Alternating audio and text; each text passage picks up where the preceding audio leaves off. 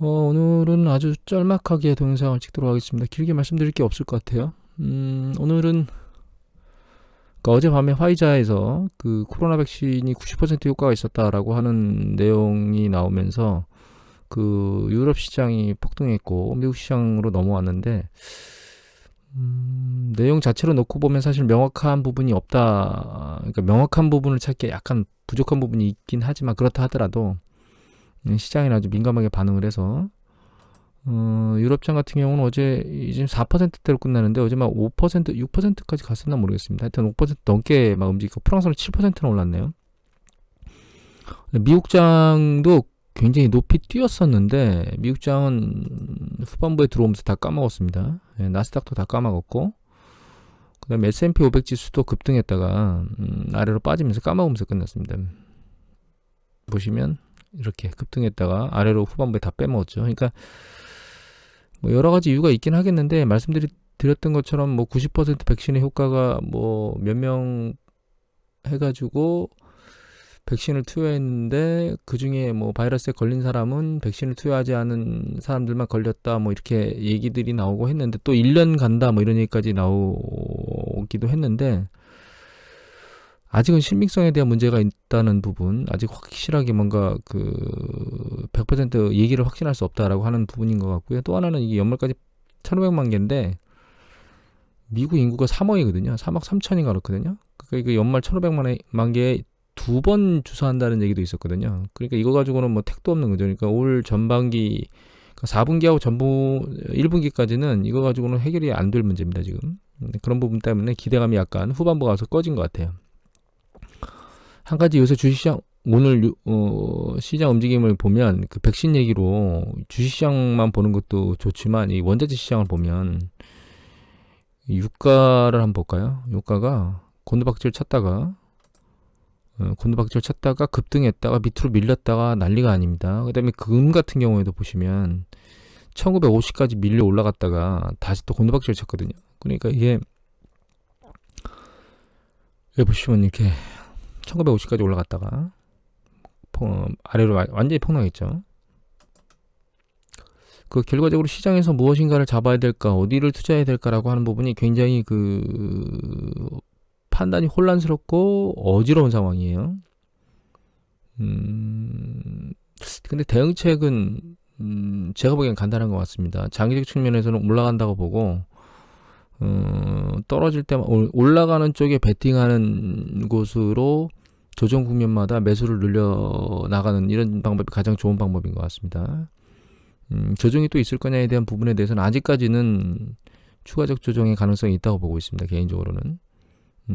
하지만 뭐 인버스 때문에 저하고 얘기하신 분이 있거든요. 그런데 인버스를 들고 조정을 기다리는 거하고 현금을 들고 조정을 기다리는 건 완전히 다른 문제이기 때문에 인버스에 대한 투자를 하고 계시고 있는 분들은 굉장히 유의하셔야 됩니다. 그래서 지난번 제가 인버스를 다 털었던 이유도 그런 부분 때문에 턴 것도 있습니다. 사실은 여하튼 앞으로의 시장이 그 지나왔던 시장처럼 아랫방향으로 붕괴될 가능성보다는 아랫방으로 붕괴된다 하더라도 떠받칠 가능성이 상당히 높다는 부분들은 충분히 감안하셔야 됩니다. 그래서 제가 다 턴 것도 있고요. 인버스를. 여하튼 그리고 이제 최근에 이제 이거 가끔 보여드리잖아요. calculatorriskblog.com에 보면 이제 7가지 정도든가요. 이렇게 활동성을 보여주는 게 있는데 활동성이 떨어지고 있는 건 맞는 것 같습니다. 계속 겨울이 접어든 것도 있고 그 대선 기간이 끝난 부분도 좀 없지 않아 있는데 여기 보시면 이게 이제 항공 여행객 처리 숫자거든요. 근데 이제 조금씩 줄어들고 있고 여기 보면 이게 이제 레스토랑 예약률인데 예약률이 검은색이 이제 예약률이거든요. 계속 아랫방향으로 빠른 속도로 떨어지고 있습니다. 극장 예약 뭐 들리질 않고 있고요. 이거는 호텔 점유율인데 약간씩 밑으로 이제 밀려 내려가고 있는 패턴인데 과거의 패턴하고 지금 동일하게 움직이고 있는 방향성을 가지고 있는 거죠. 개선일 사용량은 일정 수준에서 그 위로 돌파를 하지 못하고 그냥 횡보하는 국면을 보이고 있고요. 이거는 교통량, 그러니까 대중교통 사용량인데 여기 보시면 검은색 라인인데 약간씩 아래로 떨어지고 있습니다. 그러니까 사람들의 활동성이 좀 떨어지고 있어요. 추워지면서. 겨울에 사람들이 모인다는 건 날씨가 추워서 바이러스 생존율이 높아진다는 거. 그리고 이제 건조해지면서 점막이나 이런 쪽에 그 바이러스 침투가 용이해진다는 점. 이런 여러 가지 부분들 때문에 코로나 바이러스에 대한 확산세가 잘 잡히고 있지 않은 것 같은데 유럽은 강력하게 봉쇄하고 있음에도 불구하고 일단은 확산 추세가 주춤하진 않은 것 같아요. 다만 여기 보시면 마지막 발표하는 게 갑자기 뚝 떨어졌죠.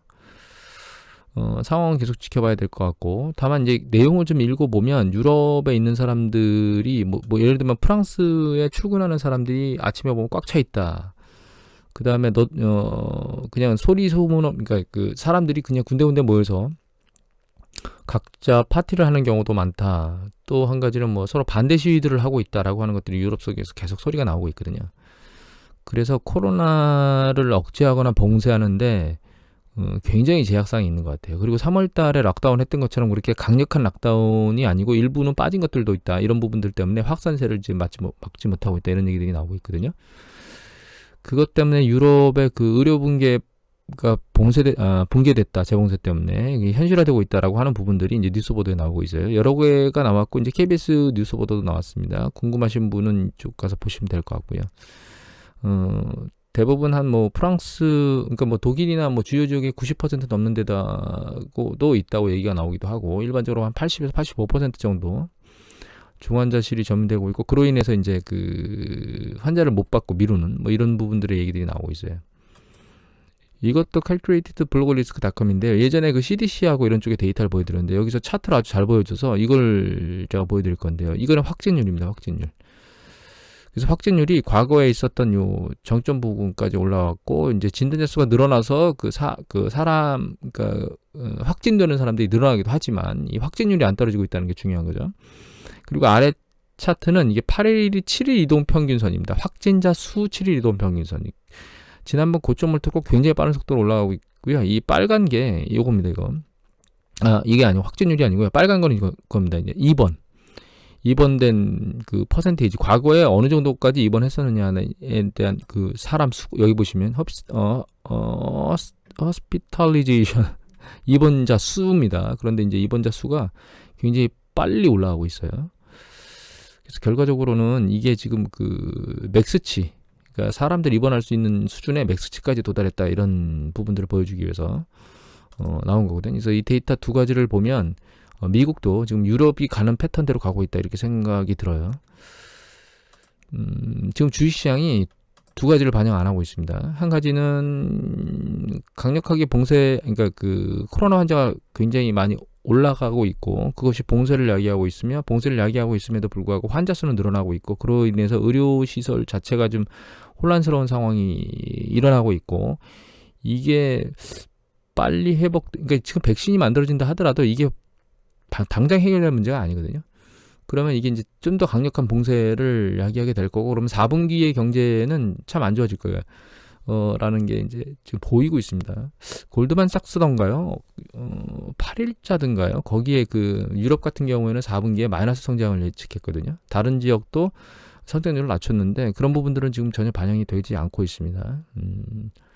물론 미래를 투자하는 것이 주식이긴 하지만 아직 확실한 부분이 해결되지 않은 그러니까 오늘 화이자와 관련해서 주식 그 발표가 나오고 나서 유럽 시장은 막 급등해서 위로 튀면서 끝났는데 나스닥이라든가 혹은 S&P 500 지수가 끝단에서 힘을 잃고 확 떨어진 걸 보면 주식 상승 동력이 이 백신에 대한 부분에 완전히 동의하는 건 아닌 것 같아요.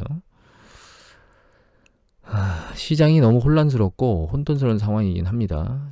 어쩌면 현금을 보유하고 있는 게 가장 강력한 무기일 수도 있어요. 물론 바닥에서 받으신 분들 같은 경우에는 긍정적이긴 하지만 지금 시점에서 현금을 가지고 대규모로 쏟아붓는 거는 그러니까 자기의 현금 모두 다 쏟아붓는 거는 상당히 위험한 액션인 것 같고 부분적으로 자기가 원하는 섹터를 조금씩 매집하거나 혹은 조정면에서 매집하는 방향은 윗방향으로 보고 매집하는 그런 부분들이 필요하지 않을까요? 윗방향이라고 계속 제가 말씀드리는 이유는 사실 골드 때문에 그렇습니다. 그 금값 때문에. 금값이 보시면 여기 1800대에 있다가 아주 짧은 기간 안에 1950까지 올라갔었거든요. 그게 하루 만에 이렇게 폭락하잖아요. 그래서 윗방향으로 보고 투자를 조금씩 진행하면서 포지션을 확대하는 게 낫지 않을까 이런 생각을 합니다. 오늘은 이것으로 마치도록 하겠습니다.